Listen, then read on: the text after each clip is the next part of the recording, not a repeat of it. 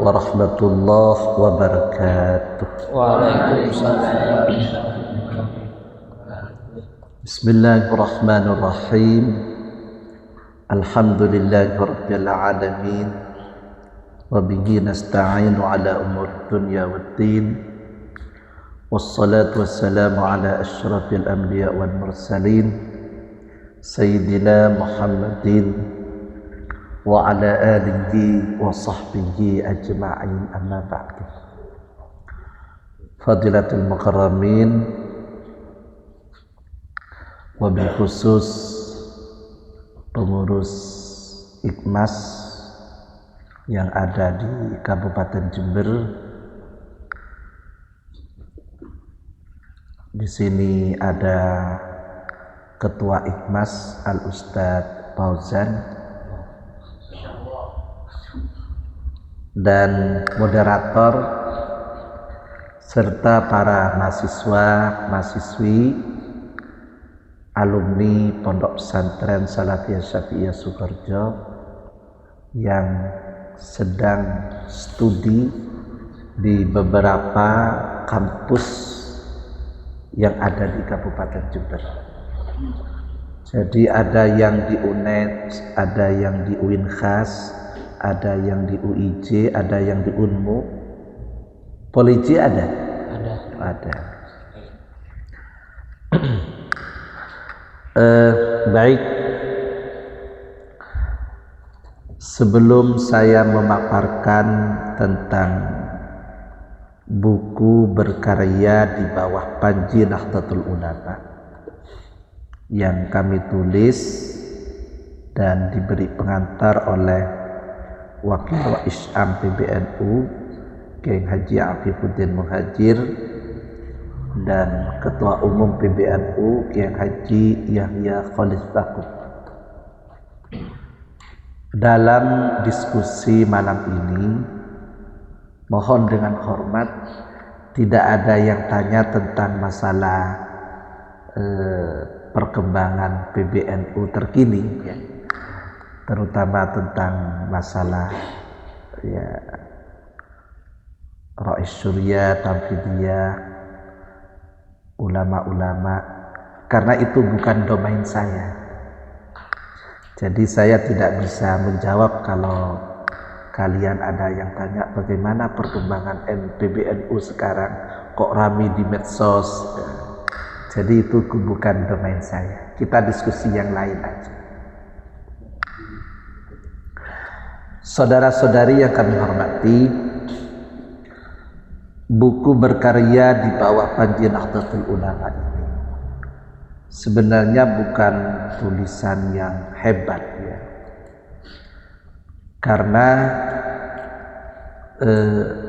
ini banyak tulisan-tulisan dari hasil dokumentasi acara-acara pengurus besar Nahdlatul Ulama yang saya ambil, terutama terkait dengan pikiran-pikiran yang disampaikan oleh guru kita Kiai Haji Afifuddin Muhajir. Nah, itu saya masukkan di dalam buku ini. Saya merasa eman kalau pikiran-pikiran beliau itu di dalam forum-forum di PBNU lalu tidak terdokumentasi, ya.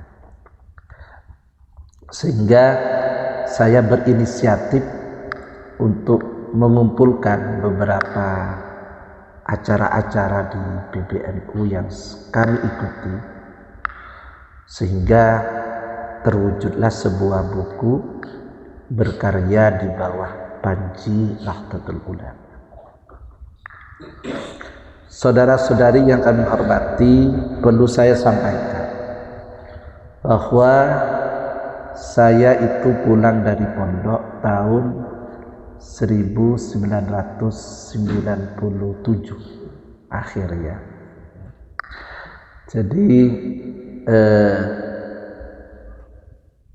saya itu mondok agak lama mulai lulusan SD, lulus SD sampai saya kuliah, sampai khidmat di Ma'had Ali dan pulang ke Jember.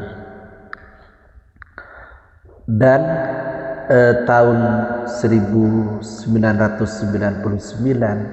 saya diamanati menjadi sekretaris PCNU Jember.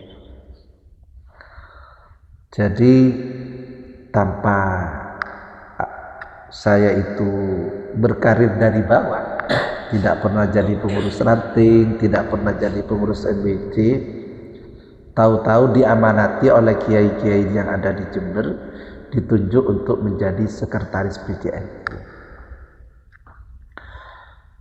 Nah, dari situlah saya berkhidmat di NU itu.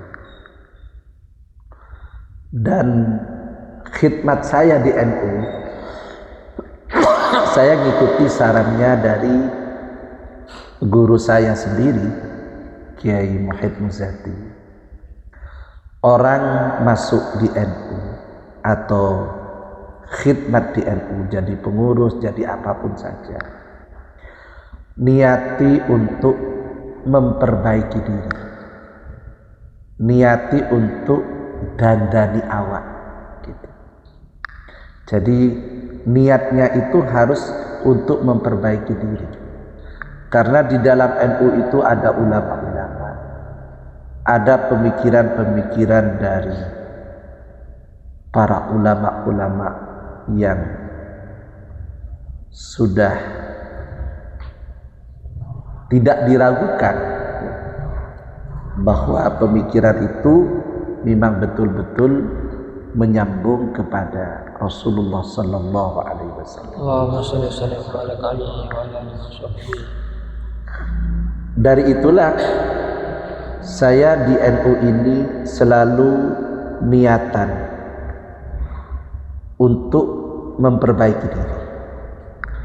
Yang kedua, saya berniat untuk khidmat, untuk mengabdi di NU.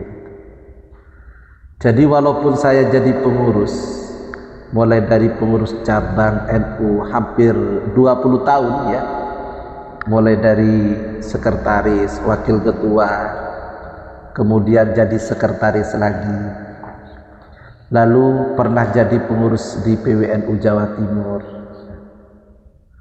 dan sekarang menjadi pengurus Lazisnu di PBNU. Semua saya niati untuk memperbaiki diri saya dan khidmat di Jam'iyah Nahdlatul Ulama. Jadi mungkin beda ya kalau dengan di organisasi-organisasi lainnya. Saya harus jadi pengurus, saya harus jadi ketua, saya harus jadi ini. Saya tidak punya pikiran seperti itu. Karena wasiat dari almarhum Kiai Haji Raden As'ad Syamsul Arifin, itu dulu santri saya harus mengabdi di NU sesuai dengan wasiatnya beliau. Jangan keluar di NU, mengabdi di NU. Bahkan Kiai As'ad itu dawuh, badan saya mulai dari kulit, tulang, sumsum itu semua daunnya Kiai As'ad di NU saya. Nah, ada daun beliau yang juga saya dengar, kabini NU gitu. Jadi jadikan istri NU. Nah, artinya dari dawuh Murabbi Ruhina Kiai Haji Raden As'ad Syamsul Arifin itu, saya yakin kalau kita khidmat di Nahdlatul Ulama itu barokahnya besar. Barokahnya besar. Nah, salah satu barokah yang saya rasakan, salah satu barokah, saya tidak pernah terpintas dalam pikiran saya itu bisa studi di Inggris ya, ikut workshop di Inggris. Tapi karena barokah NU, waktu itu ada program beberapa kiai dikirim ke Inggris, alhamdulillah saya bisa artinya studi di sana, kemudian keliling diskusi ceramah. Itu semua adalah salah satu barokah dari kita khidmat di Nahdlatul Ulama. Tentunya masih banyak ya, barokah-barokah lain yang dirasakan. Artinya begini, kalau orang itu khidmat di Nahdlatul Ulama dengan niatan tadi, dengan niatan itu memperbaiki diri, karena kita sering kumpul dengan ulama, sering kumpul dengan orang-orang alim ya. Insya Allah itu akan ada aliran barokah yang besar kepada diri kita. Jadi kalian itu kalau berjuang di NU nanti jangan takut miskin, jangan takut tidak punya uang, jangan takut kalian itu tentang posisi jabatan di masyarakat dan lain sebagainya. Jangan takut seperti itu. Sudahlah, kalian khidmat di Nahdlatul Ulama, barokahnya besar. Kalau perempuan bisa di Fatayat, di Muslimat dan lain sebagainya. Niati untuk memperbaiki diri itu, barokahnya besar.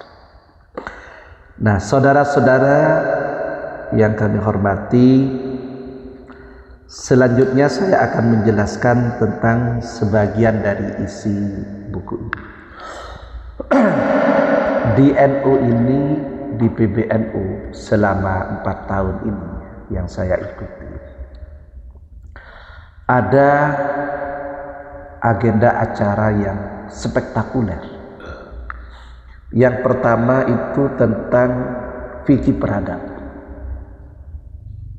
Nah, fikih peradaban itu kebetulan narasumber pertama kali disampaikan oleh guru kita Kiai Haji Afifuddin Muhajir dan Gus Yahya, Ketua Umum PBNU. Fikih peradaban ini dilaksanakan hampir di setiap kabupaten kota di seluruh Indonesia. Bahkan terakhir ada forum internasional tentang fikih peradaban. Salah satu ayat Al-Quran yang disampaikan oleh Kiai Afifuddin Muhajir itu adalah ada surat yang menjelaskan tentang membangun peradaban. Wa ila thamud akhahum salihah qala ya qaumi ibudullaha ma lakum min ilahin ghairuh huwa ansha'akum minal ardi wasta'marakum fi. Nah, ayat ini memiliki pengertian qala ya qaumi ibudullaha ma lakum min ilahin ghairuh. Artinya Nahdlatul Ulama ini ingin mengajak masyarakat bertauhid, mengajak masyarakat supaya beragama yang baik, bertauhid. Jadi tidak mengajak orang untuk ateis, untuk anti agama. Karena sekarang ini banyak sekali orang yang sudah tidak mau kepada Tuhan, tidak beragama, ingin bebas. Nah, disinilah fikih peradaban ini ingin membangun masyarakat dunia itu berketuhanan. Yang pertama. Yang kedua, di dalam ayat ini ada kandungan makna huwa ansha'akum minal ardi wasta'marakum fiha. Kita ini kan diciptakan oleh Allah dari tanah, tapi diamanati oleh Allah untuk memakmurkan tanah. Jadi isi dari fikih peradaban itu kemakmuran. Makmur dalam segala segmen kehidupan. Makmur dari sisi pendidikan, makmur dari sisi pertanian, makmur dari sisi lingkungan, makmur dari sisi ekonomi, makmur dari sisi pemerintahan, kenegaraan, dan lain sebagainya. Ini yang diinginkan oleh Nahdlatul Ulama. Bagaimana warga atau umat yang ada di dunia ini membangun peradaban yang tujuannya tentu masalihul ummah, kebaikan umat, yaitu memakmurkan bumi, memakmurkan masyarakat.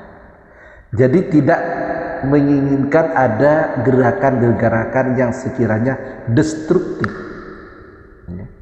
ingin menghancurkan, ingin berbuat mudarat dan sebagainya.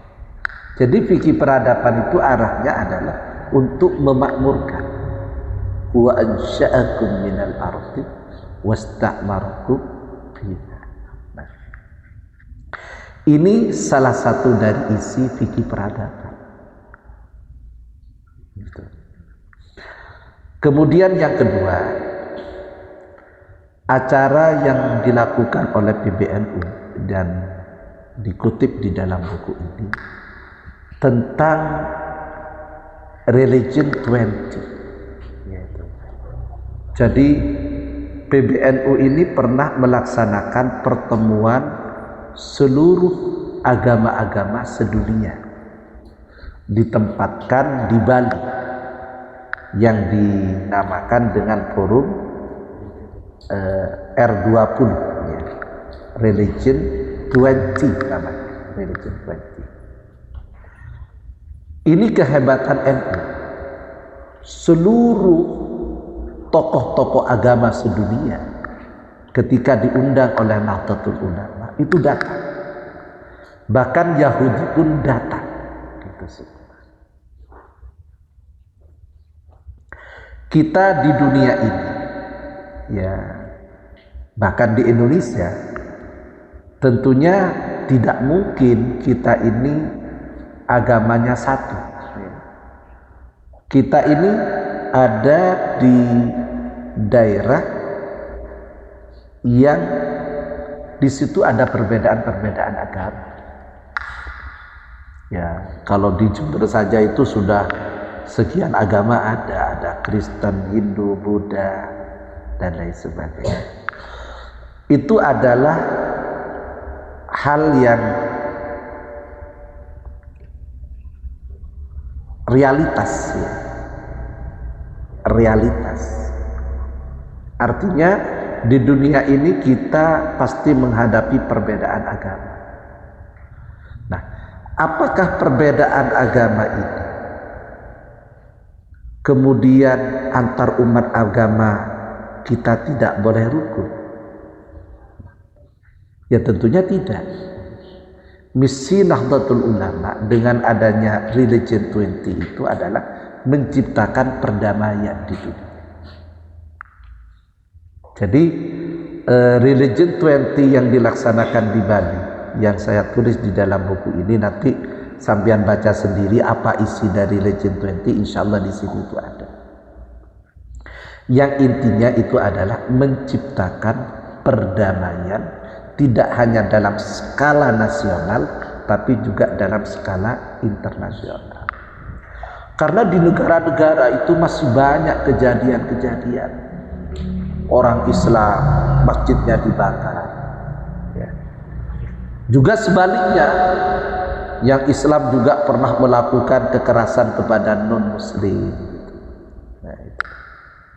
Nah, hal-hal yang seperti ini tidak boleh terjadi. Untuk membangun peradaban di dunia ini, bagaimana kekerasan antar umat agama harus dihentikan. Kita sudah punya dalil semua, lakum dinukum waliyadin, la ikraha fid din dan lain sebagainya. Itu sudah ada dalil. Artinya di dalam hidup ini kita tidak mungkin homogen tapi heterogen. Mesti akan ada perbedaan agama, suku, budaya dan lain sebagainya. Sehingga NU di sini menginisiasi pertemuan agama-agama sedunia. Alhamdulillah, tokoh-tokoh agama sedunia itu datang dan seakan-akan NU itu bisa menjadi imam agama seluruh dunia. Kemudian yang ketiga, isi dari buku ini juga ada namanya forum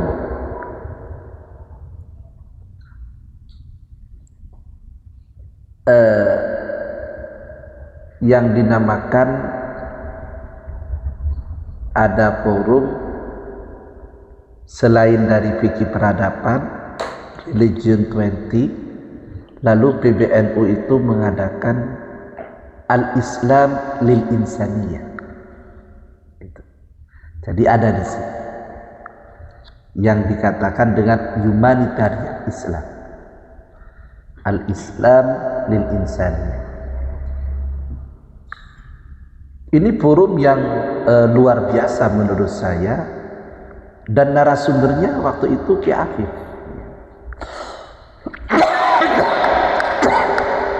menyampaikan pokok-pokok pikiran tentang humanitarian Islam, Al-Islam lil Insaniyah, atau Islam itu untuk kemanusiaan. Nah, forum ini didengar oleh tokoh-tokoh agama, oleh tokoh-tokoh politisi, terutama saat itu semua tokoh-tokoh Islam itu berpikir tentang Palestina dan Israel. Ini gimana ini? Israel ini kok tidak berhenti nyerang Palestina, dan serangannya membabi buta. Yang dibunuh bukan hanya tentara tapi warga sipil, anak-anak dan lain sebagainya.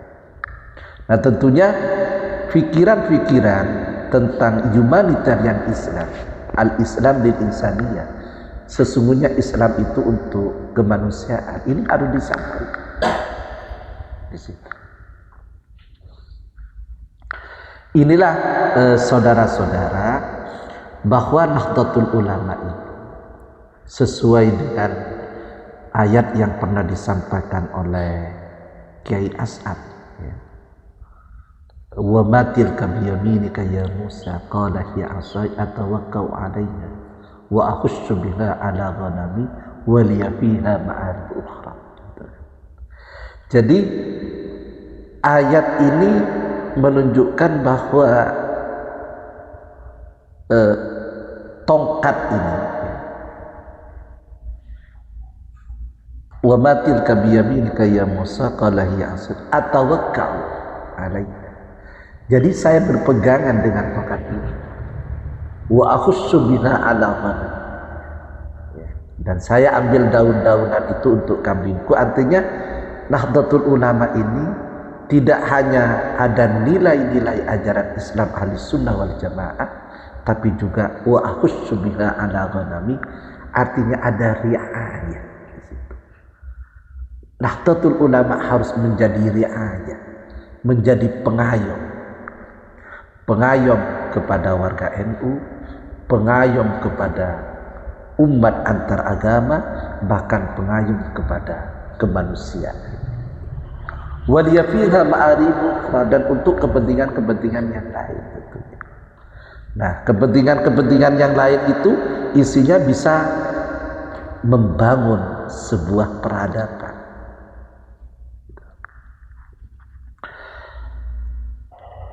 Dan kita tahu, ya, ada ayat yang menjelaskan Allahu nurus samawati wal ardh. mathalu nurihi kamishkatin fiha misbah al-misbahu fi zujajah az-zujajatu ka'annaha kawkabun durriyun yuqadu min syajaratin mubarakatin zaitunatin la syarqiyatin wa la gharbiyah yakadu zaituha yuti'u walau lam tamsasu nar nurun ala nur yahdillahu li nurihi man yasha wallahu yadribullahu bihi man yasha wallahu ala kulli syai'in alim. Nah, ayat ini sudah sangat jelas bahwa nur, ya, ibarat NU ini adalah cahaya. Cahaya yang harus menyinari. Jadi cahaya-cahaya yang ada di Nahdlatul Ulama itu yang diperankan oleh ulama-ulama. Di situ ada akidah, di situ ada syariah, di situ ada muamalah, ya. Di situ juga ada akhlakul karimah dan lain sebagainya. Ini yang harus kita bangun untuk meneruskan perjuangan fikih peradaban itu.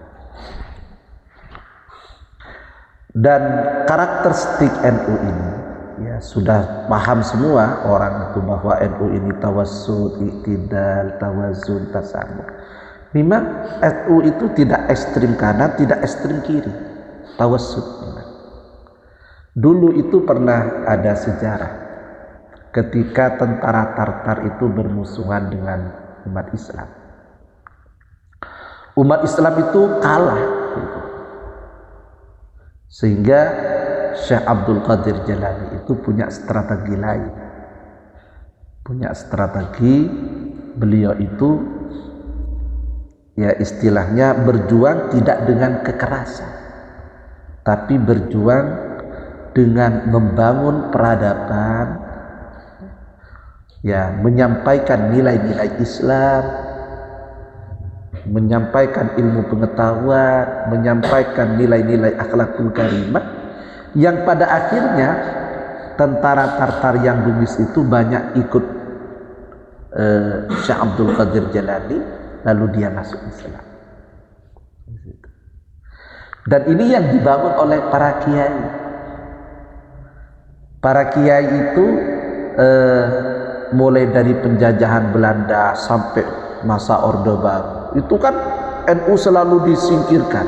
Nah, tapi para kiai tidak berhenti berjuang, membangun pondok di desa-desa, kemudian guru-guru ngaji diperkuat secara kultural. Makanya kalau Nahdlatul Ulama ini sangat kuat dan tidak tergantung kepada struktur. Sebab Nahdlatul Ulama ini dikatakan pesantren besar, NU itu adalah pondok pesantren besar, sementara pesantren-pesantren itu adalah NU kecil yang ada di berbagai daerah. Inilah yang menjadi kekuatan Nahdlatul Ulama.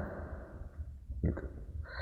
Jadi kalian yang alumni pondok pesantren, santrinya Kyai As'ad, sekolah dimanapun, hatinya jangan sampai tidak mencintai Nahdlatul Ulama. Cintai NU, cintai NU. Sampai melihat problem, oh kok begini NU ini difitnah dan sebagainya, jangan hiraukan semua. Cintai Nahdlatul Ulama, saya yakin hidupnya akan berkah. Mungkin ini yang bisa saya sampaikan, nanti diisi dengan diskusi santai aja, ya, sambil makan-makan. Terima kasih. Wassalamualaikum warahmatullahi wabarakatuh.